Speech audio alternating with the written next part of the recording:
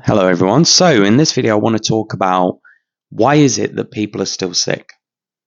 And although there's many factors that can contribute to this discussion today I think is very important. And it came about because I have a YouTube Discord channel now for members, and I think it's very helpful for both me and people that are struggling to promote certain discussions that can really help other people. So if you fancy being a member, if you sign up, you get a link to the Discord channel, and I'm available throughout the week and I'll reply to everyone. So I think it's a really good idea. But this discussion came because there's so many people out there that get conflicted. Where do I go? On the one hand, I have James saying that you need to listen to your body and rest. And then I have other people saying, well, I need to allow my nervous system to know that it's safe to move. It's like, where do I go? And if you're anything like me, and if I go back to my darkest points, I would go, right, okay, maybe I'll do this approach. And I'd do it for maybe an hour, maybe a day. And I could not help but freak out that I was doing the wrong thing. I could not help but catastrophize. I could not help but feel like this is an emergency. This is not working. Okay.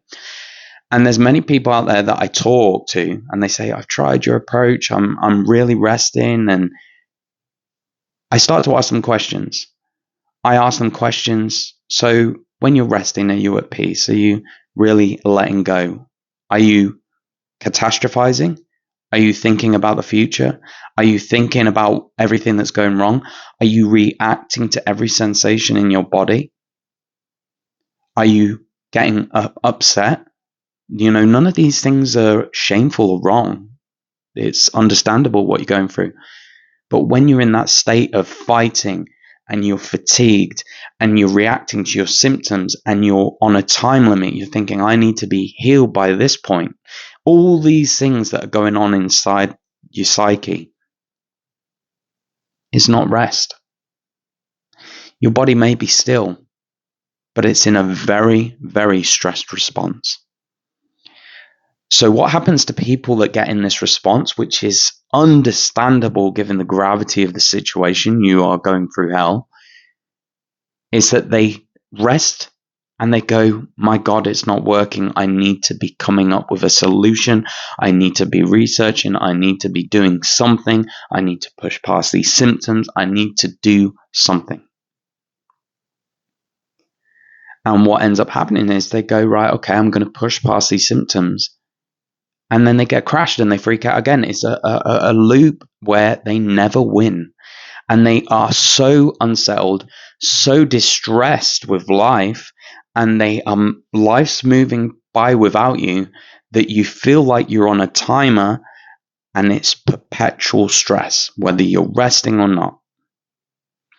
So the discussion we had was like, there's other influencers that are saying, you really need to teach your nervous system that not everything deserves to freak out over. And I think that depending on the case and the person, I think that's true. But I also recommend that you really journal or think about what your internal state is when you're resting. And if your internal state of resting is everything that I named before, you're freaking out, you're wondering what your future is going to look like, you're on a time limit, what's going to happen if I don't heal by this point, and you're going on all these little loops of destruction, understand that you may feel like, oh, I'm not doing anything, I'm resting, but that state is exactly what we need to address. So if you're somebody, it's like, yeah, I'm resting, I'm not freaking out, I've literally surrendered to my life as it is. I've surrendered. I'm putting my fate to the universe. I'm letting life unfold how it's going to unfold. It's unfolding in front of me, whether I like it or not. I am surrendering. And they tell me I've done this for months and months and it's just not getting better. Then that's something that needs to be investigated. That's something where we're like, right, what's going on here? But for the vast majority of people I speak to, That is not the case. They were in a perpetual state of stress internally, and that is not rest. Just because you're lying down, just because you're not doing anything, doesn't mean that your body is in a peaceful state ready to heal. The cycles that go on in our mind about the life, things that are happening outside of ourselves, things that are happening in our life as it is, all these factors are triggering responses in the body, not through our own fault. And if it's perpetual and it's going on and on and on, your body is deteriorating every day, even if you're not moving. And you have to get to that point where you go, I give in to my life as it is right now. No matter how much I fought it, it has not changed. I'm ready to love and accept my situation as it is right now, because that's the kindest thing to do to myself. And when you get into that state where every single moment you are changing the direction of your neurons, your brain, of your thought processes that you've built over such a long time, and you choose kindness every single time, you say, how is this helping me? I'm trying my best. I've walked away from a car crash. Some of the stories I've heard are tragic, to say the least. You've had no one in your life is a very common theme in people where they've had ME. And they've walked away from this, and they're punishing themselves because their body is not keeping up with life.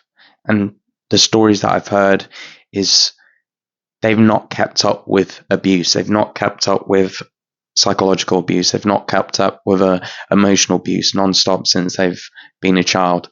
And they're still in this zone where they punish themselves.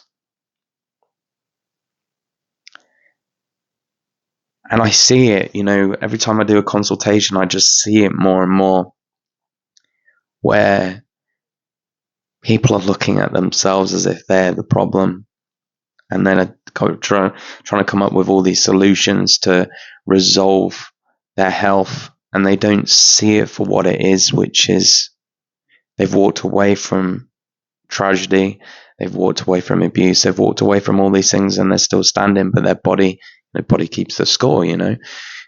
You've been in a train wreck, you've been in a car crash, and it was never going to be any different. You've been at the whim of this chaotic world and people around you, and you're why am I not thriving? Why am I not well? Well, I'll tell you why you're not well and thriving, is you've had to deal with a lot. So until we can get to that place where you are kind and loving to yourself and have compassion for yourself every moment of the day, it's very hard, I understand that, but it's necessary. I just want you to ask yourself the question, do you love yourself? Can you go in the mirror and say, I love myself? And this is another common theme, is that people cannot do that. They can't say they love themselves. They're frustrated at themselves. They're angry at themselves. All these different emotions. I remember the first time I tried to say I love myself in the mirror, I wanted to smash it. I was like, I hate myself. So I went through all these experiences and neglect and psychological abuse, and I had the audacity to say, I hate you. This is something that needs to be addressed.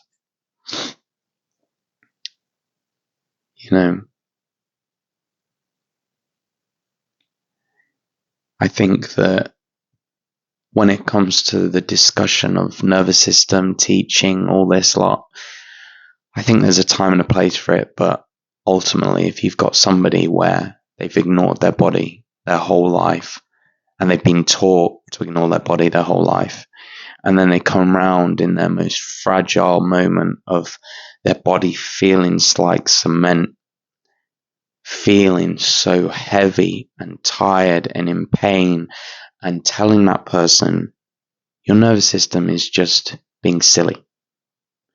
It's freaking out. You need to teach it that it's being silly, it's making mistakes. But then you listen to that person's life and what they've had to deal with, and the nervous system didn't freak out for no reason. That's how I see it.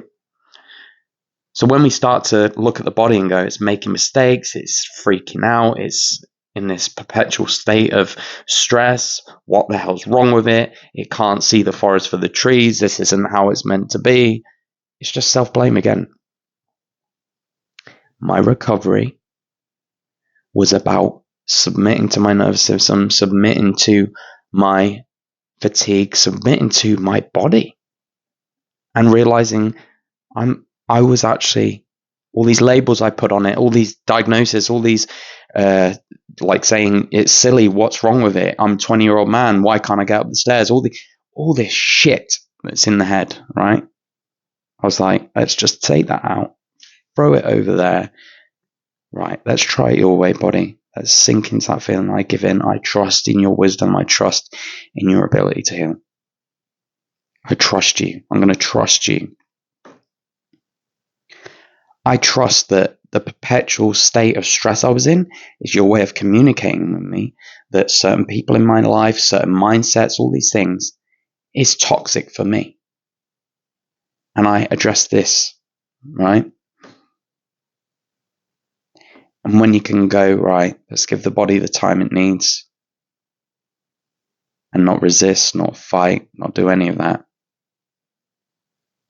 Let's see how it goes. And what will happen, if you're anything like I was for years, is that you will get to this place where you freak out after a day, after an hour, after a couple of days. You go, right, this isn't working. I need to be learning. I need to be doing something. I need to be fighting this. I need to be retraining my nervous system. What am I doing? I'm wasting my time. And that's just the mind again. Michael Singer says, I've not listened to my mind for 20 years and my life's never been better. And it's the truth. It's the truth.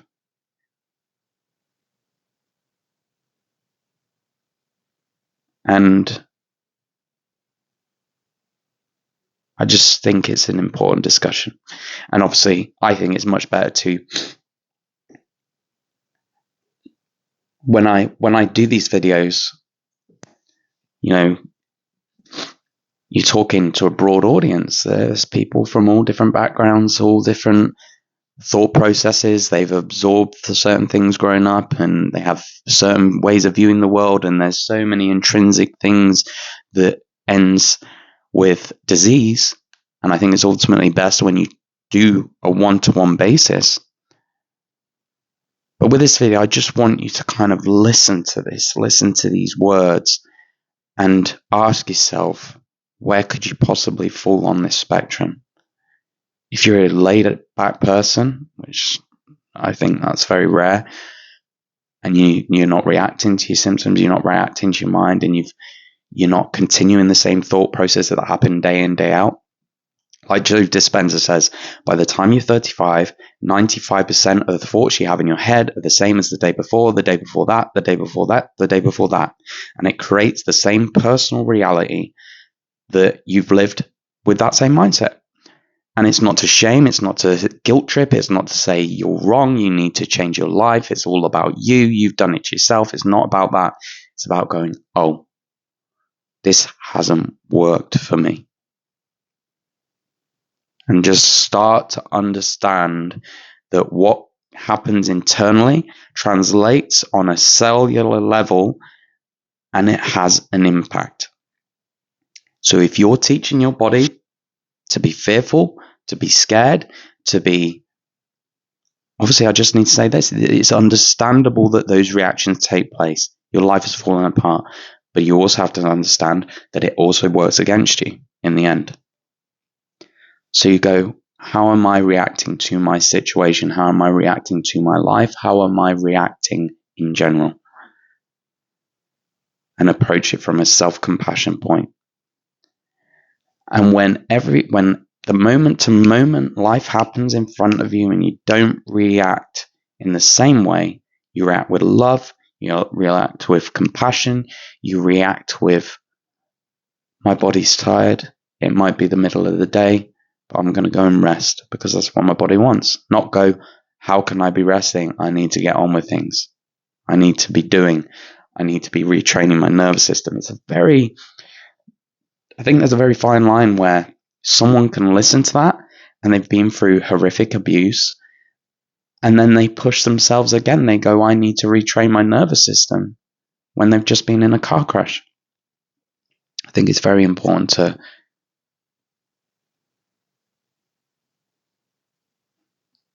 come from self-compassion. Ultimately, it's very important, because there's a lot of people that I speak to where they have never been taught that at all, and they've lived a life of ultimately it's self-hatred, no matter what way you look at it. If you did it to a child, you'd be very upset with yourself. I think it's very important.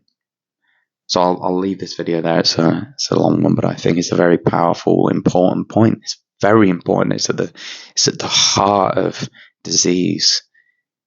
It's how we treat ourselves, how we respond to ourselves,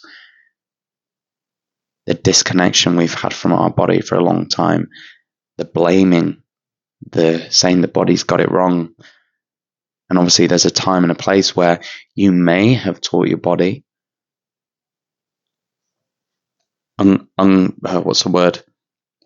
unknowingly that things are unsafe, but it came from a true place. At some point, if your life fell apart, if you couldn't get up the stairs, if you couldn't walk and you freaked out, yes, why wouldn't you freak out? And this idea that you've got to teach yourself, your body, not to freak out while you're still in that place, I think is wrong.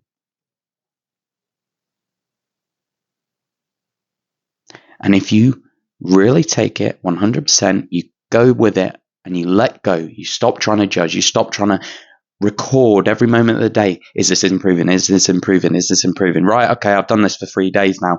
It's not working. I need to retrain my nervous system. If you get to that point and you just let go, you let go every day. You let go every moment. Every moment you're letting go and treating yourself with respect and love and compassion, and you're still there in 3 months, in 6 months, then we can have a discussion about nervous system retraining. But until you're at that point where you're not doing that, be kind to yourself and don't think that you're going to have to push through everything. Yeah, I think we'll leave it there. I just want to shout out again, my course, if you're financially struggling, there's a scholarship form. I meet you where you're at. I haven't denied one application. I think that is a very good and important tool for people when they're struggling day to day, to just put a video on a day for the next month or two, help you keep track, help you have self-compassion, help you see things for what they are. I think it's a really, really good way to spend an hour of your day. I think that if you want to do a one-to-one consultation, that's great. However, I'm starting to realize now that I'm working on doing like a package where it's like you have a 90-minute call every week with me, but you have access to my WhatsApp 5 days a week, so that we're keeping accountable. When we're stuck in a loop, you can voice note me. You can speak to me between sessions and keep that going. Because I think that with the one-to-one consultations, if you're in a place where you're like, right, I kind of understand what I'm doing, but I just want reassurance, I think that's good. But I think when you're in the depths of hell and you're in that situation, you need that ongoing support. So that's something I'm working on at the moment. YouTube membership. This is a much cheaper option where if you want to have discussions, if you want to see things from a different perspective, if you want to talk to other like-minded people that have gone through a lot of things and are struggling with their health, the Discord channel is a really good place to start. And yeah, I just wanted to put that all out there. They're the options I have so far. And this is what I want to do really for a living. I think that if I can spend my weeks helping people from their dark states, that would make me very happy and very useful. But yeah, thanks for watching, guys.